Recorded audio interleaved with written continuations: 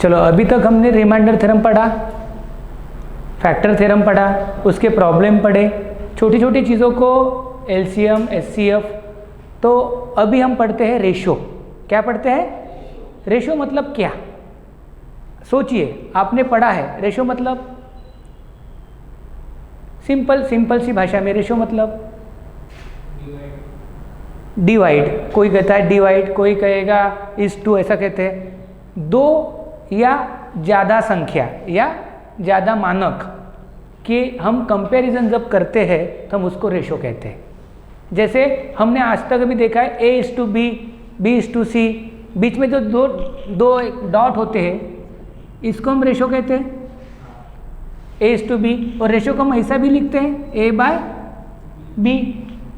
तो रेशो क्या है? ये चीज़ है। लेकिन रेशो के बारे में हम थोड़ा डिस्कस करते हैं। जैसे रेशो हमने देखा सिर्फ ऐसी चीज़ देखा 5:3, 2:3, वॉटेवर। रेशो का अगर हम उसको सही ढंग से पहचानेंगे तो रेशो क्या होता है? ये भी रेशो होता है। अगर देखा जाए 10:20 का रेशो नहीं है क्या है? लेकिन अगर इसको मैं ये कहूँ तो ये थोड़ा ज़्यादा अच्छा दिखेगा 1:2। यानी हम क्या कहते हैं कि दो या ज़्यादा संख्या हो उनको हम क्या करते हैं? कंपेयर करते हैं इन स्मॉलेस्ट फॉर्म, हम उसको कहते हैं रेशो। रेशो का से अगर कोई एग्जांपल हो तो मेरे पास कितना है, तुम्हारे पास कितना है, हम रेशो में बांटते हैं। कहते हैं ना, अगर एक हम प्रैक्टिकल लाइफ पे अगर एग्जांपल देखा जाए तो पार्टनरशिप होती है। पार्टनरशिप का मतलब हमेशा ऐसा नहीं होता कि 50-50। मतलब समझो मैंने और ताहुर ने अगर पार्टनरशिप की तो ज़रूरी थोड़ी है, मैं तो गरीब आदमी हूँ तो मेरे पास तो 10,000 रुपये थे तो मैंने 10,000 रुपये लगाए, लेकिन ताहुर के पास बहुत ज़्यादा पैसा है सो ताहुर ने 50,000 रुपये लगाए। बिजनेस स्टार्ट किया हमने, दोनों ने भी काम करना चालू किया। तो उस समय रेशो क्या होगा? मेरे 10, ताहुर के 50, तो 0:0 के तो 1:5 का रेशो होगा। तो रेशो पार्टनरशिप भी जैसे होता है तो ये रेशो ज़रूरी नहीं होगा 50-50 हो, रेशो कुछ अलग अलग हो सकता है। जैसे हमने एग्जांपल के लिए वो पार्टनरशिप का लिया। रेशो में और मैं आपको चीज़ बता देना चाहता हूँ, अगर कोई भी रेशो है तो रेशो कब चेंज होता है, कब नहीं होता है। रेशो में अगर हम सेम चीज़ ऐड करेंगे, यानी जो भी रेशो 1:2, 2:3, वॉटेवर द रेशो, यानी न्यूमरेटर जैसे ये वाला अगर A/B रेशो है, इसमें हम आगे A में और B में अगर सेम चीज़ ऐड करेंगे तो रेशो चेंज होगा या नहीं होगा? सोचिए क्या होगा? चेंज होगा।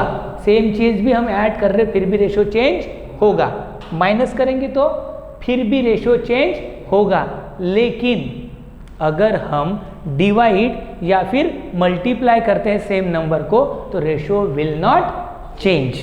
जैसे अभी ये देखिए, अगर ये 1:2 है, इसको मैंने 10 से मल्टीप्लाई किया तो यहाँ 10 हुआ, यहाँ 20 हुआ, लेकिन आगे जाके वो वही हुआ 1/2। सेम अगर 10:20 को डिवाइड बाय 10 करूँगा फिर भी रेशो चेंज होगा कि पहले भी 1/2 था, अभी भी 1/2 है।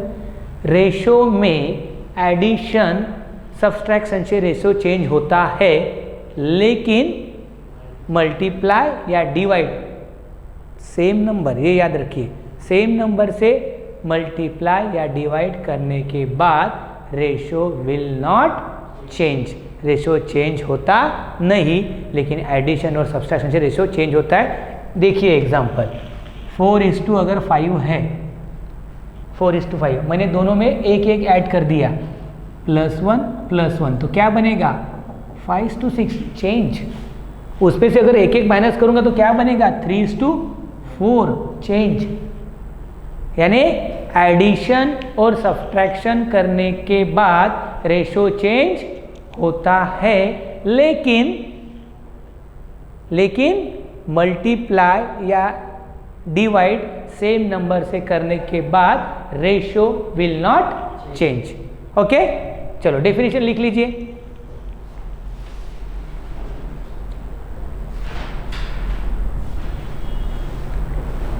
If A and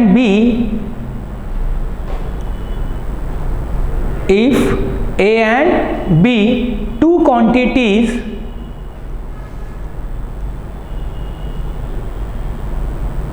same type,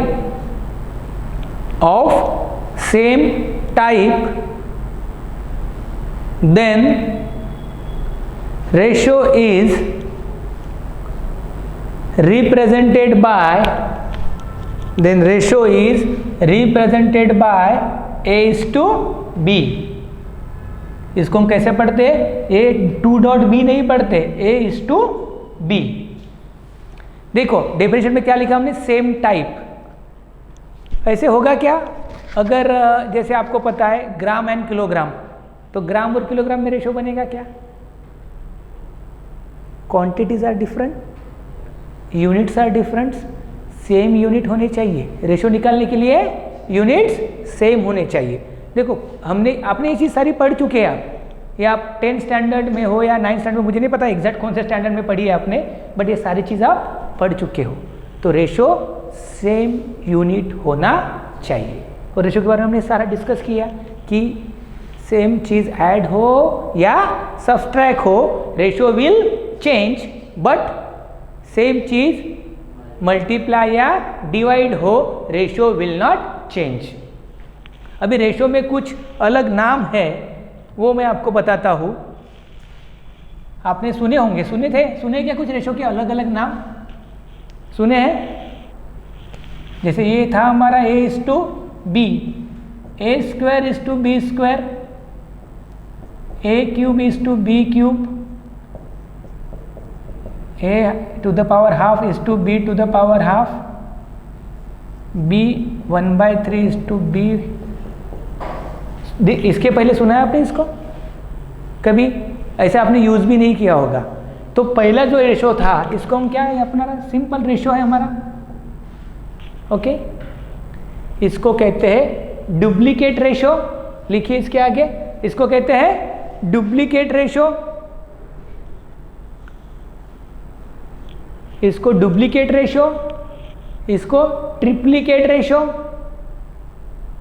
cube वाले को ट्रिप्लीकेट रेशो। A⁻1/2 अगर है, A⁻1/2 अगर है तो उसको सब डुप्लीकेट रेशो क्या कहते हैं? सब डुप्लीकेट रेशो। A⁻1/3 है तो उसको कहते हैं सब ट्रिप्लीकेट रेशो। अभी तक हमने क्या पढ़ा था? सिर्फ रेशो पढ़ा था। रेशो के बाद हमने अभी और अलग अलग चीज़ क्या पढ़ी है? Duplicate ratio, triplicate ratio. यहाँ सिर्फ सब लगाना है आगे, सब डुप्लीकेट एंड सब ट्रिप्लीकेट रेशो।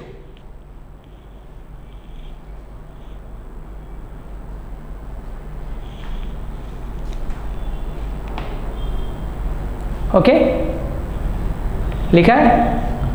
इसके बाद एक होता है कंपाउंड रेशो। कौन सा रेशो? Compound ratio.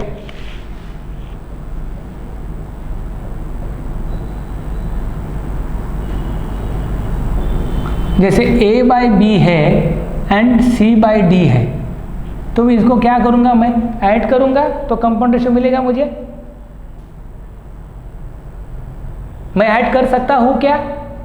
हमने पढ़ा है ऐड करने के बाद रेशो विल चेंज। हमें चेंज नहीं करना है। कंपाउंड रेशो मतलब हम इनका करेंगे मल्टीप्लाई, A⁻C, B⁻D। तो उसको ये लिख सकते हैं AC/BD। इसको कहते हैं कंपाउंड रेशो। लिखिए,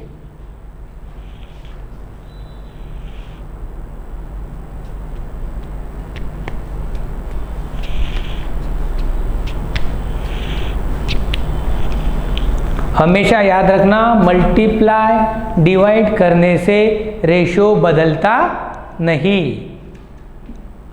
मल्टीप्लाई और डिवाइड करने से, लेकिन सेम नंबर से, तो ratio will not change.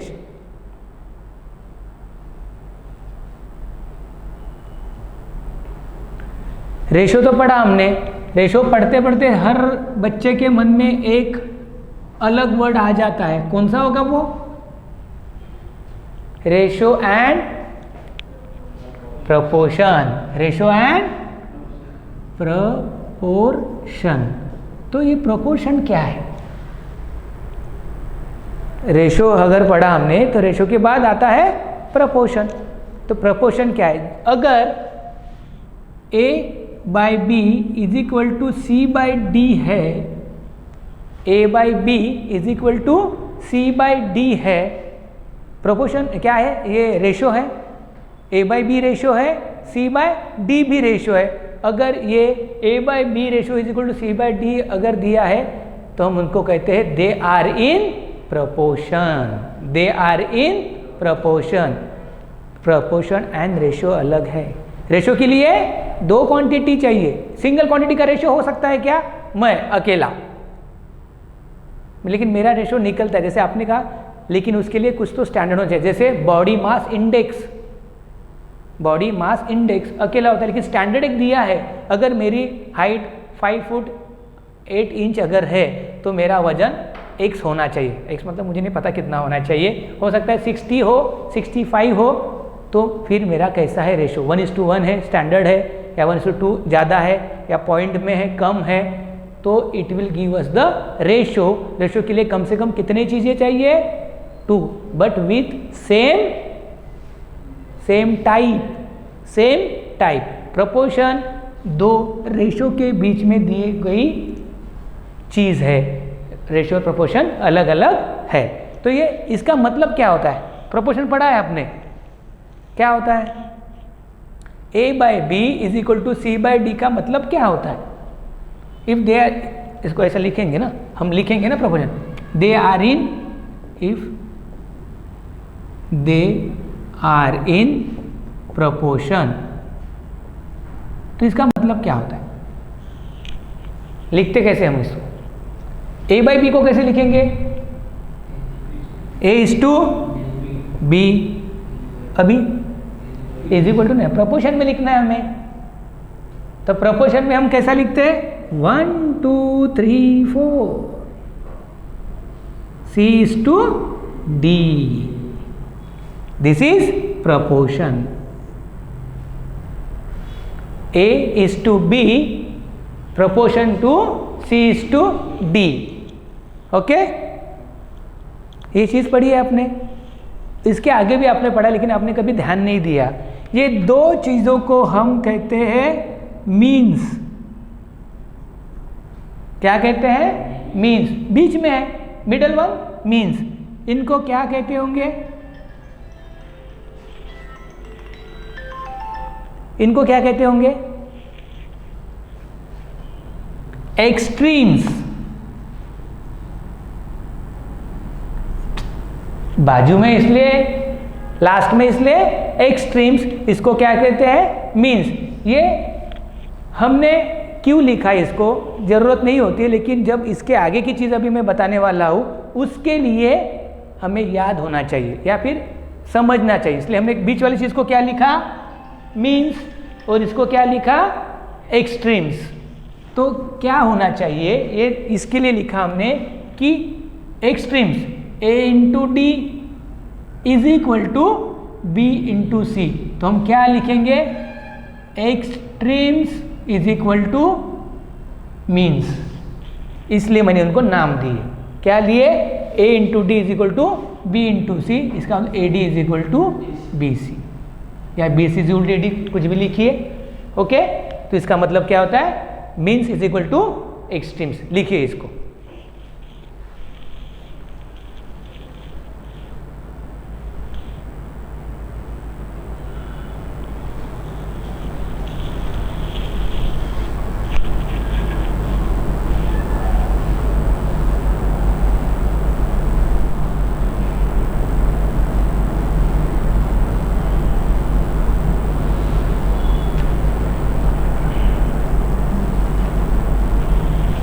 Okay?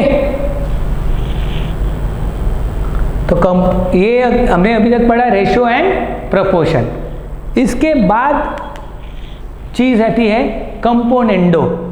Componendo का मतलब, कंपोनेंडो सुना होगा आपने, कंपोनेंडो, डिविडेंडो, क्या होता है? इसके ही आधार से आगे चलता है कंपोनेंडो। याद कीजिए बच्चों, आपने सब कुछ पढ़ रखा है। हम तो सिर्फ उसको रिवाइज कर रहे हैं।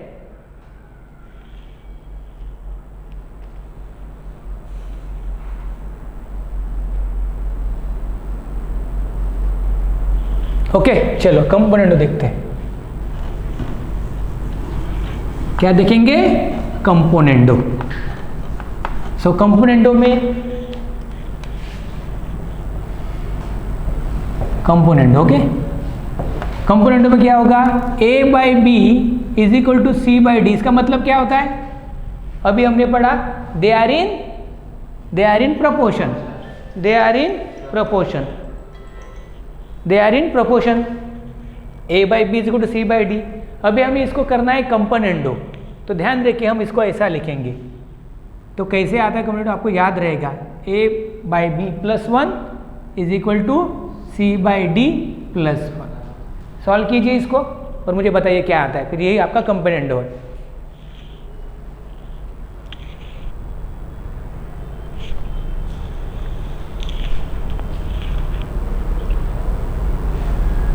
ओके चलो, आपने लिख लिया होगा।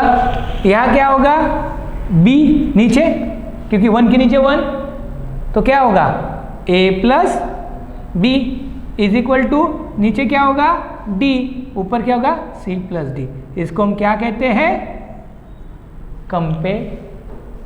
कंपेटेंडो कि क्या? कॉम्पेटेंडो। उसके बाद क्या आता है? डिविडेंडो। डिविडेंडो आप कर पाओगे। देखिए अगर लिखना है ये वाले रेशो, यानी जो दो रेशो दिए हैं दे आर इन प्रोपोर्शन, अगर हम नंबर 1 ऐड करते हैं तो क्या होता है?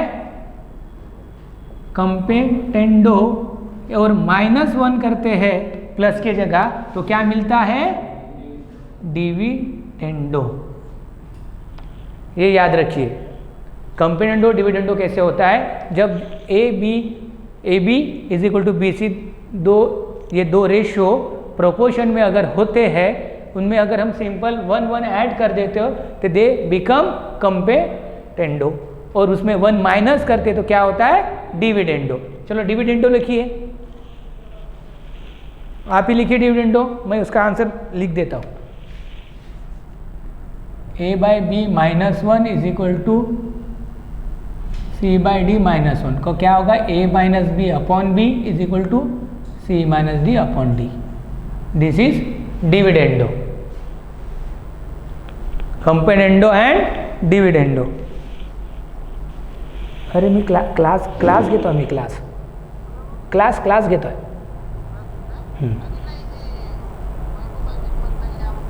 नाही मला वेळ नाही सध्या। हाँ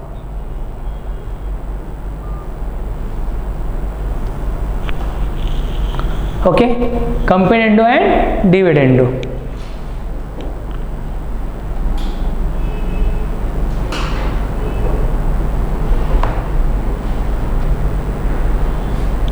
इसके बाद हम पढ़ते हैं, आपने सुनी हुई चीज कंपेटेंडो एंड डिविडेंडो, बोथ साथ में। ओके, कंपेटेंडो एंड डिविडेंडो साथ में। तो पहले क्या होगा? a by B is equal A by B C by D upon A by B C by D. यह होगा +1 माइनस, बराबर है। तो ऊपर क्या आएगा? a plus B divided by B upon a minus B upon B. Okay, is visible? Okay, so c plus d upon d upon c minus d upon d। देखो आपको दिख रहा है b चले घर, d चले घर, तो क्या बचा है? a plus B upon a minus B is equal to c plus d upon, तो इसको क्या कहोगे आप? Componendo and dividendo.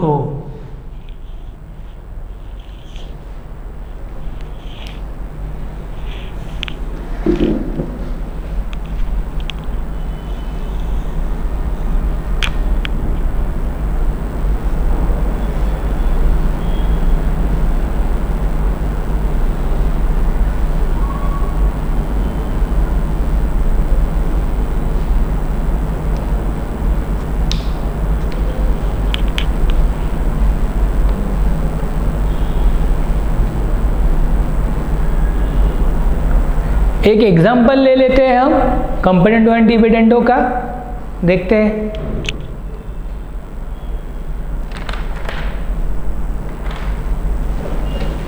Componendo and dividendo का एक एग्जाम्पल ले लेते हैं। I think is okay.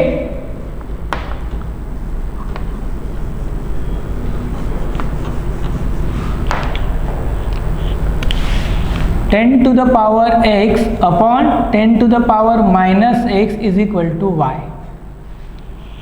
बताइए इसका कंपोनेंडो डिविडेंडो हो सकता है क्या? यस और नो? कैसे? मैंने कहा था कि a by B is equal to C by D का फॉर्मेट चाहिए हमें, या तो a by B is equal to A है, b है, c जो भी है। कैसे होगा? हाँ, गुड, वेरी गुड। देखिए ये a बाई बी है, यहाँ c है, लेकिन इसके नीचे अगर 1 लिख लूँ मैं तो कुछ फर्क पड़ेगा, लेकिन मेरा फॉर्मेट तो मुझे मिल गया। तो कैसे लिखेंगे अभी इसको? कैसे लिखेंगे? 10x माइनस की प्लस, क्योंकि ऊपर क्या होता है? प्लस, नीचे क्या होता है? 10 to the power x minus 10 to the power minus x is equal to y minus या plus 1 y minus 1। This is componendo of this equation, componendo of this equation. छोटी छोटी चीज़ें होती है, लेकिन करेंगे तो फायदा होगा, प्रैक्टिस करनी पड़ेगी। और ये जो भी चीज़ हम पढ़ रहे हैं, ये आपको जब हम ज़्यादा बड़े बड़े प्रॉब्लम सॉल्व करेंगे, आप मैथ्स में आगे बढ़ोगे, तो उस समय आपको ये डायरेक्ट यूज़ करने आनी चाहिए। जब ये फॉर्म दिखेगा ऐसा, इसका मतलब क्या होगा? a by B is equal to C by D है। इसको सॉल्व करने के बाद ये आया है, ऐसे आया था ना हमारा, a by B is equal to C by D को सॉल्व करने के बाद ही ये सारी चीज़ मिल रही है। तो ध्यान रखिए कि पिछला फॉर्म भी हमें लिखता आना चाहिए। तो ये बहुत सिंपल सा प्रॉब्लम था।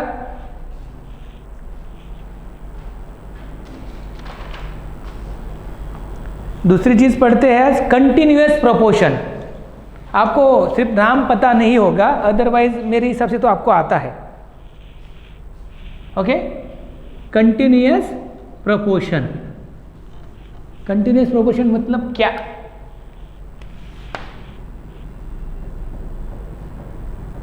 Continuous proportion, A B C are in proportion अगर है तो इसको कैसे लिखेंगे?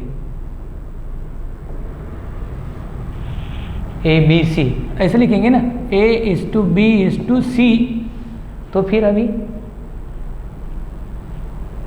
तो याद रखिए ये क्या होता है? a into C is equal to B square. इसको कहेंगे कंटिन्यूअस प्रोपोर्शन। क्या होगा? a into C is equal to B square is called as continuous proportion. लिखिए इसको।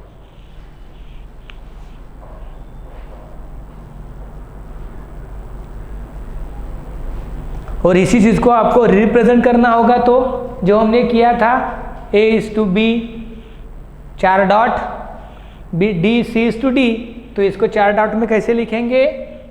a is to B 1 2 3 4 dot, b is to c। तो वही होगा, these are the means, these are the extremes. तो mean का multiplication extreme का हमने वही किया, b into B B square, a into C. Okay, this is continuous proportion.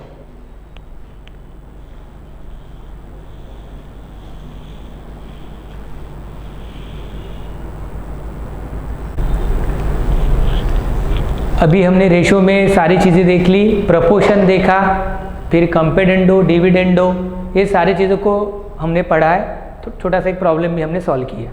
अभी एक नई चीज़ मेरे हिसाब से आपने नहीं पढ़ी होगी, कि हमारे काम आती है। It is also related to proportion and ratio. वैसी चीज़ है के मेथड। कौन सी method? K method. K method क्या होती है देखिए, a by B is equal to C by D is equal to E by F if they are in continuous proportion, proportion में है। तो ये सारी जगह प्रोपोर्शन में होते हैं तो हम इसको लिखते हैं इज इक्वल टू के। क्या लिखते हैं? Is equal to K. तो इन सारों की वैल्यू कब होगी, जैसे मुझे नहीं पता क्या होगा, लेकिन हम सिंपल से एक एग्जांपल लेते हैं। ए बाई बी की वैल्यू 1, सी बाई डी की वैल्यू 1, ई बाई एफ की वैल्यू 1 होगी तो ही तो वो सारे सेम हो गए ना, 1 2 जो भी, लेकिन सारी वैल्यू सेम होगी, इसलिए हम वैल्यू को हमने कैसे लिखा? इज इक्वल टू के। अब ये के मेथड कैसे प्रूव होती है देखिए। अगर यहाँ वैल्यू निकालने गए a इज इक्वल टू तो क्या होगा? b इंटू के, बी के। अगर c इज इक्वल टू क्या होगा? d K. e is equal to क्या होगा? f K. Okay, a is equal to b K, c is equal to d K, e is equal to f K. क्योंकि a by B is equal to C by D is equal to E by F is equal to हमने K लिखा है। ऐसा क्यों? क्योंकि ये कहीं तो भी इक्वल है। इनकी हम अगर वैल्यू लिखेंगे तो कुछ वैल्यू अगर कंसिडर करने हमने 1 लिया या 2 लिया तो ये कब होगा? जब ये दो चीज़ों की एक सिंपल सेम वैल्यू आ रही है, तभी तो हमने इक्वल लिखा है। अदरवाइज इक्वल हम लिख नहीं सकते। ओके, तो क्या होगा? a is equal to B K, c is equal to D K, e is equal to F K. हम इसको भी प्रूफ करने की देखते हैं। a plus 2b plus 3k upon, sorry k कहाँ से आ गया? e, यहाँ c ना, हाँ, b plus 2b plus 3f अगर लिखा है हमने ऐसे, सॉरी 2d, ओके। क्या हुआ? नीचे की वैल्यू ऊपर की वैल्यू को मैंने कुछ यूनिट दे दिए, या फिर उसको अगर ऐसे लिखा x a plus b x1 y c plus z e और यहाँ x b plus y d plus z f, अगर ऐसा लिखूंगा तो ये सेम होगा क्या? सेम होगा क्या? हमारी डेफिनेशन अगर आपको याद आ रही होंगी रेशो की, तो आपको याद आ रहा होगा हमने यहाँ कुछ भी नया नहीं किया है। हमने न्यूमरेटर और डिनोमिनेटर दोनों को सेम चीज़ से मल्टीप्लाई किया है। तो रेशो में चेंज होता है? नहीं होता है, फिर भी लेकिन यहाँ एडिशन आई है तो विल सी कि ये क्या होता है। हमने क्या लिखा है? a by B is equal to C by D is equal to E by F is equal to K. तो ये आप बोलो, मैं दोनों को कोई भी एक, ये इसको हम सॉल्व कर लेते हैं पहले। ये कैसे होता है? a की वैल्यू क्या है? a की वैल्यू b के, c की वैल्यू क्या है? 2d के प्लस e की वैल्यू क्या है? 3f के डिवाइडेड बाई क्या है? b plus 2d plus 3f। अगर इसमें से हमने k को कॉमन निकाला, किसको? k को, तो क्या बचा? b plus 2d plus 3f, नीचे क्या है? b plus 2d plus 3f। क्या आया? हमने क्या लिखा था? a by B is equal to B by C is equal to C by D is equal to, आया? सेम चीज अब ये वाली इक्वेशन में करके देखिए क्या होगा। ए की जगह क्या लिखेंगे आप? ए की जगह क्या लिखेंगे? बी के। सी की जगह क्या लिखेंगे? डी के। ई की जगह क्या लिखेंगे? तो क्या होगा? वहां भी हम के अगर कॉमन लेंगे तो क्या बचेगा? X B Y D Z F, वो क्या हो जाएंगे? कैंसल। तो आंसर क्या आएगा? Once again. तो कुछ अलग हो रहा है, तो वही चीज़ है। इसका मतलब क्या, जो हमने पहले शुरुआत में ही जो बात पढ़ी थी कि रेशो में हम सेम चीज़ से मल्टीप्लाई या डिवाइड करते हैं तो ratio will not going to change. यही चीज़ यहाँ हुई है, के मेथड लिखिए।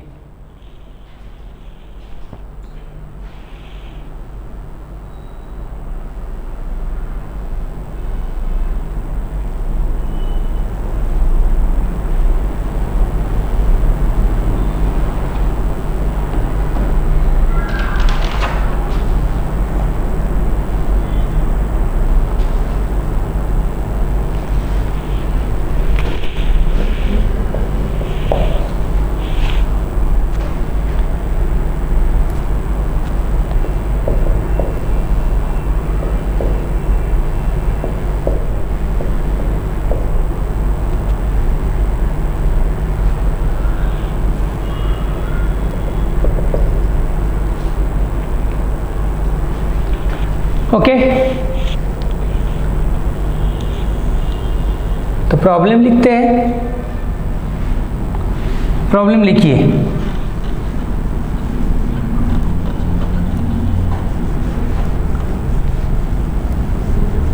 if x plus y upon 2, if लिखता हूँ x plus y upon 2 is equal to y plus z upon 3 plus z plus x upon y, if x plus y upon 2 y plus z by 3 is equal to z plus x by 4, then find x is to y is to z, x is to y is to z, then find x is to y is to z। कैसे करेंगे?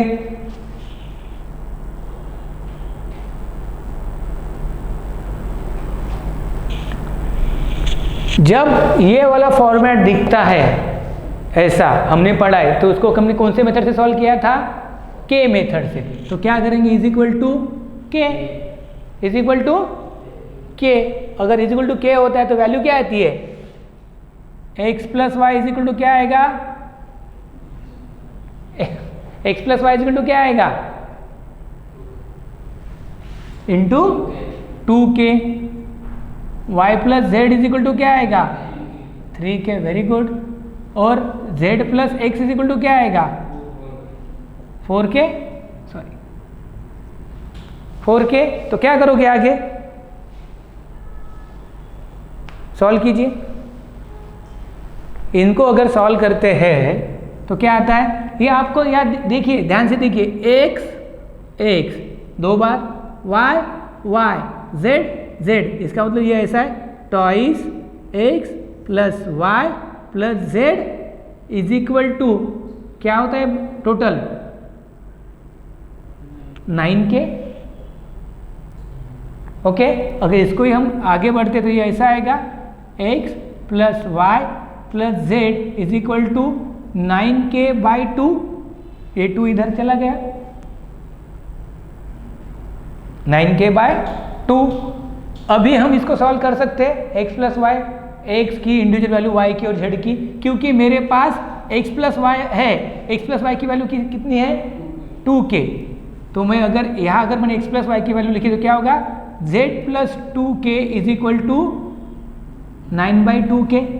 तो z is equal to 9/2k minus 2k।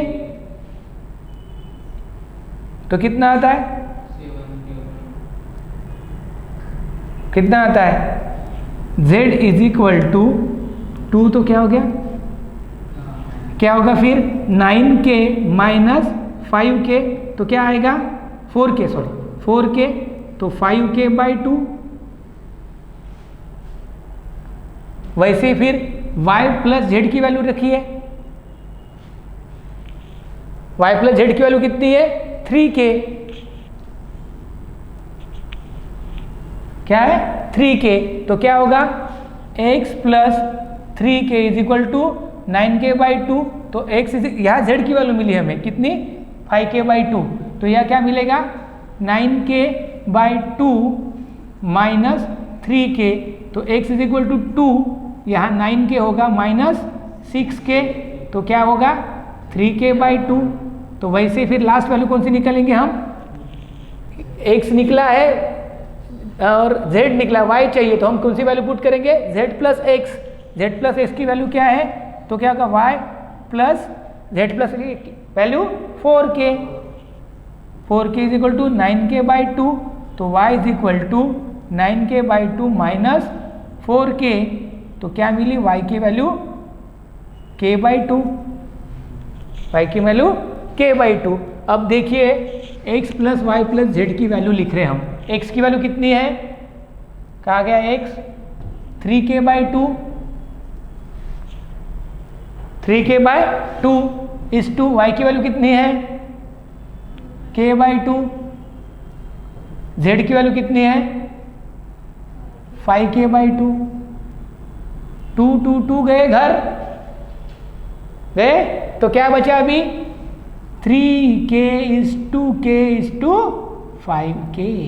अगर हमको k के form में चाहिए, नहीं चाहिए न्यूमरिक फॉर्म में चाहिए, तो k भी कट जाएगा, तो क्या बचेगा 3:1:, तो this is your final answer.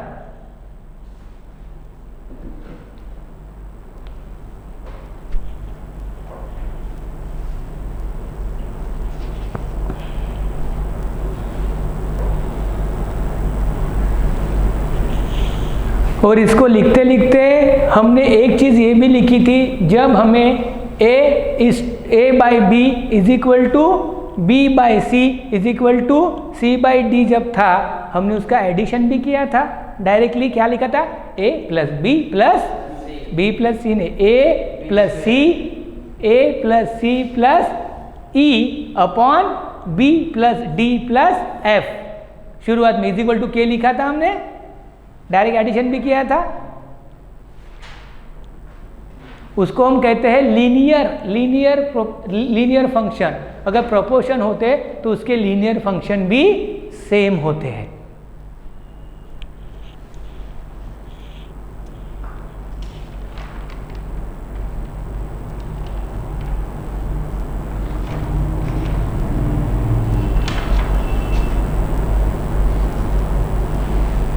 हो गया, एक प्रॉब्लम लिखिए,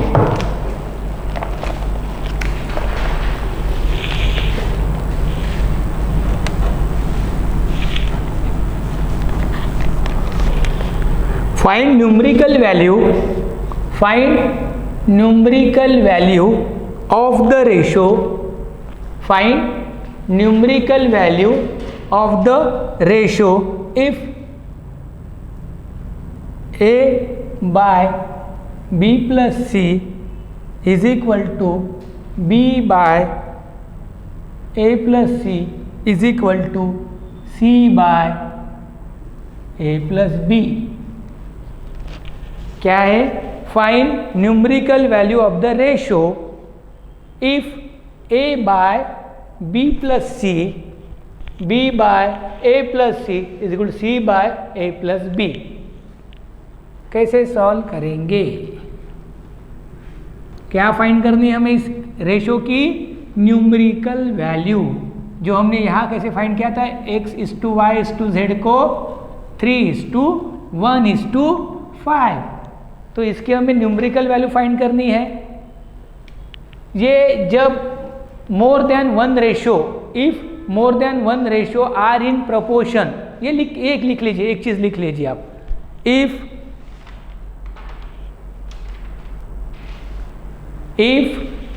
more than one ratio, if more than one ratio are in proportion, if more than one ratio are in proportion, then they are in also linear proportion, then they are in also linear proportion। अगर एक से ज़्यादा ratio proportion में होते हैं तो वो उनके लीनियर प्रोपोर्शन में भी होते हैं। तो फिर मैं इनको ऐसे लिख सकता हूँ a plus B plus C upon b plus C plus a plus C plus a plus B. ये आपको दिख रहा होगा, ये ऐसा है a plus B plus C upon b 2 बार, a 2 बार, c 2 बार। तो क्या होगा, twice a plus B plus C, a plus B गए चल गए, तो क्या बचा, ऊपर 1 नीचे 2, तो वैल्यू क्या हुई 1/2।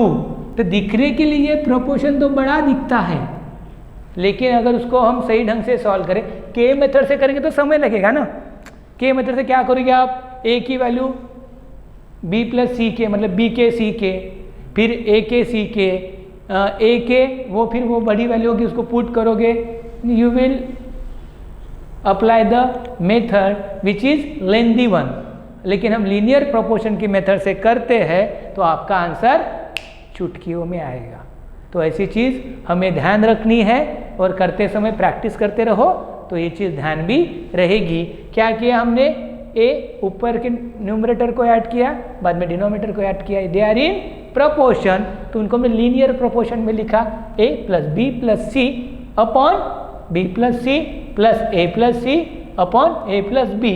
तो b 2 बार था, c 2 बार था, a 2 बार था, तो twice a plus B plus C, a plus B हो गया कैंसल, दोनों सेम थे, कैंसल मतलब ऊपर 1 बचा, नीचे ये 2, तो आंसर कितना आया 1/2। ओके।